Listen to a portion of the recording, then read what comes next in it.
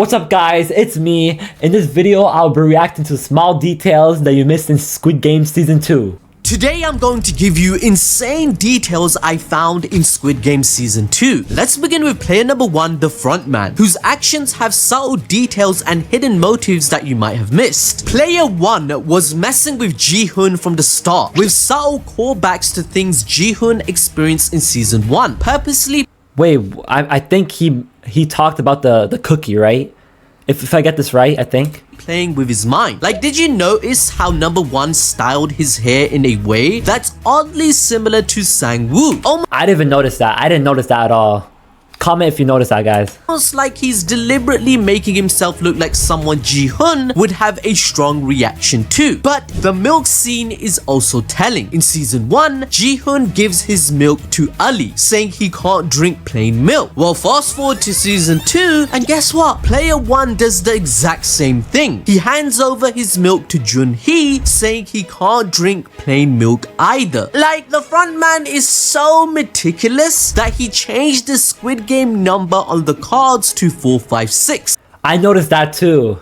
Well, this is, yeah, I remember this. Which was the number of Ji-hoon. In fact, the phone number from Season 1 actually belonged to a real Korean woman who was bombarded with phone calls and messages. Netflix have even gone back to re-edit the scenes in Season 1 to a different number because she was being harassed. And now when we— Bro, imagine being that person, you get spammed so much by people like little kids trying to join the Squid Game.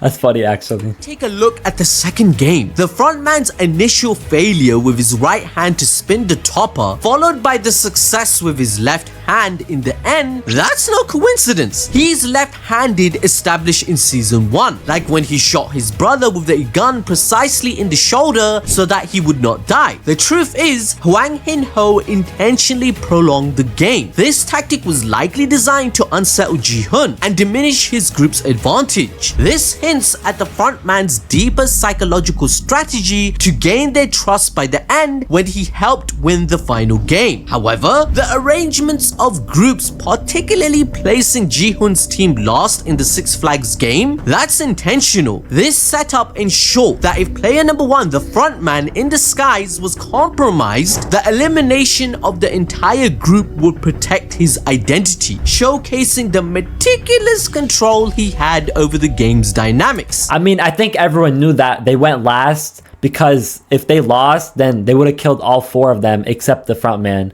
I'm pretty sure everyone realized that, I think. Although this led to his frustration during the spinner game when he struggled to succeed, because if he failed, the potential necessity to eliminate Ji-hoon prematurely would disrupt his broader plan to prove by episode 7 that the choice he made to play the hero was a failure. Because another small detail is the frontman's smirk in response to Ji-hoon's assertion about necessary sacrifices for the greater good, which inadvertently validated the frontman's cynical worldview, setting up the stage for Season 3. And another small detail is that he addresses Ji-hoon by name without any prior introduction, offering a flimsy excuse when he was questioned about it, just like the several other subtle behaviors that reveal his true identity. Yo, I'm not gonna lie, I think everyone noticed that. Story.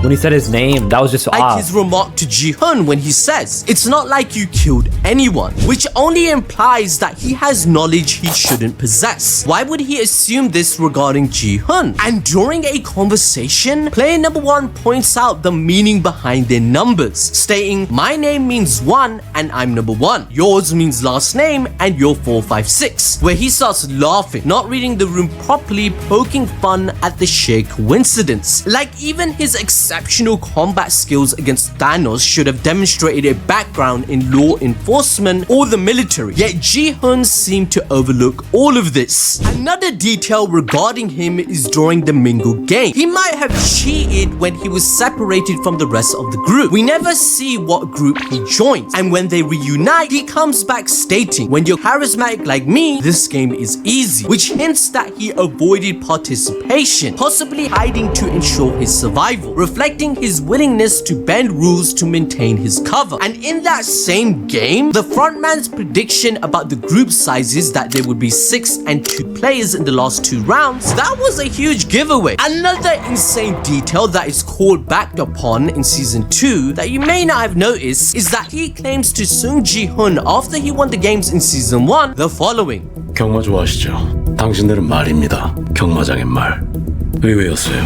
Wait, he's 당신은 not. 얼마 Oh, 달리지 못할 he's 줄 알았는데. blindfolded. However, in season 2, we see the dudes literally wearing a horse mask when entering the club, implying nothing has changed. They are still gamblers and within his grasp. This is illustrated with yet another small insane detail regarding the food that proves it. Now in Korea, rice rolls are never eaten with a fork. You either use your hands or traditional wooden chopsticks. Yo, But what? in Squid Game, They just the get flipped players were off? served rice rolls with a fork. Why? That wasn't random at all, it was deliberate. All these items were potential weapons. The management was handing them tools to fight each other. This mirrors what happened in season 1. Remember when Ji-hun was served steak? They got metal Oh, knife. yeah. That means the front man wanted the players to start eliminating each other. However, given the fact that Il-nam was number 1 and behind all the games, it's crazy how naive Ji-hun acted in this scene. I know. I think Ji-hun should have been more careful of 001 because remember in season 1, 001 was the front man, and then in season 2 he's the front man too. So wouldn't he be a little bit skeptical? Like, I don't know, just weird. Like how Ji-hun didn't catch on. I feel like I would have catched on at least. Reason not picking up on any of these clues that number 1 can be a It's so traitor obvious, just like bro. before. But next up is the fisherman, who has insane amount of details that interlinks with the front man. In Squid Game season 2, the fisherman seems helpful, but is actually working against the main characters. Let's break down the clues that Bro, reveal his betrayal actually threw me off guard. I was not expecting him to be a betrayer, bro. I was trusting this man. I was like, yo, he's giving them a boat. You know, he's supplying them with stuff they need to find the island. And like, he seemed like a nice guy. And he threw someone off. That was wild, bro. That was crazy. his true intentions. In one scene, the investigator mentioned a lead, and the fisherman quickly asks, is it the guy who won it before? The investigator responds, oh, did Jun Ho tell you that? This suggests the fisherman knew more than he should, hinting at his deeper involvement. And throughout season 2, the fisherman acts clueless about technology, like pretending not to understand how a drone works or even say it properly. But this was just him planting the seeds of doubt in their heads for later on when they discover the drone has been sabotaged. How could it be the fisherman if he doesn't know how it works? Like, even the fisherman saving the policeman is questionable, as the officer literally states there are hundreds of islands, but he just so happened to be at the right place at the right time to save his life. So it's obvious he's working for the front man to save his brother, because at the end of the day he still loves him and wants him by his side, just like he mentioned in season 1. Furthermore, the fisherman prevented the task force progression to find the island multiple times. He deliberately steers them away from the actual Here's how the average man's life would change if he never saw an ad Yo, what again. is this AI Day type one, ad, bro? He would install Pi on island where the games occur. This is by planting the tracker in the bay and setting a trap explosion. He's been the mole this whole time for the past 2 years. Wait, when that explosion happened, was that the right island? Hold up, where was this the right island? Cause I don't remember. Like, did they leave after this, or they continue to investigate this? It was just a random mine and an island. Was this the Squid Game island or not? He's been the mole this whole time for the past 2 years, being funded with money. Why else would he be helping this policeman for free? Where he even mentions he's not even being paid, but just so happened to find this random guy with a random insane story, so he feels obligated to take him to hundreds of different islands for free. But in truth, none of this would be possible without the front man helping out the fisherman in exchange for preventing them and gaining intel or money. And speaking of money, there's another small detail regarding the salesman. When the salesman hands a coin to a homeless man, we get a close-up of his hands. Yo, he's a bodybuilder. He has calluses, bro. He does calisthenics with a pull-up bar or something. Yo, he's working out. I see him. Okay. revealing calluses. At first glance, this could be from weightlifting, but let's be real, it's probably from slapping recruits and proving his philosophy day after day because he's in it for the love of the game. He doesn't even have to Nah, you don't get calluses from slapping people. I don't know what this guy's actually talking about. do that, but he does that to the homeless just to prove them wrong. Now the detail is subtle, but it's linked to the Matrix reference the frontman makes as well. The iconic red and blue pills from the Matrix are mentioned, and this ties into Ji-hoon's internal struggle. He's still stuck in his gambler mindset, unwilling to truly live his life with his daughter and the money. The Russian roulette game with the salesman further proves this point, emphasizing how Ji-hoon isn't much different from the beggars in the park. Whilst offering the option between food or a lottery ticket, a majority gambled for money rather. I feel like the obvious answer is just the money. I mean, the bread. What I say money, for some reason I'm tripping on my words. The bread is just an obvious reason, because like, what are you gonna do with the scratch off? It's like the chance of you winning the lottery are way too low. Just take the bread, bro. Just take the bread. Than stopping their hunger. This reaffirmed his beliefs that certain people in the world are trash. They consistently choose risky, uncertain options over safer, more guaranteed outcomes. Ji-hoon proved his point by taking the 50-50 to die to let fate decide if he lives, rather than killing the salesman with the last bullet and guaranteeing the outcome so he can take the invitation out of his pocket. This proves that Ji-hoon not living a happy life with his daughter is just a choice, just like in the Matrix. He is still a gambler willing to make sacrifices, like he admitted by episode 7 to the front man. And regarding the salesman, have you noticed how the Kote animation is way too similar to his caricature in the series? This feels like a nod to meme culture, showing how the creator of Squid Game is definitely locked in. Unlike the people who invested in Free's MG coin, as that's a nod that's my favorite character. to the Do Kwon crypto scandal, where people lost everything and some even took their lives. He faced legal action after the 2022 collapse of Terra USD. Oh my! Yo, look how much it dropped! That's crazy. And lunar cryptocurrencies. It's a reminder of how greed and exploitation ruin lives. But now, here's one of the best details in season 2. It's Okay, I'm listening.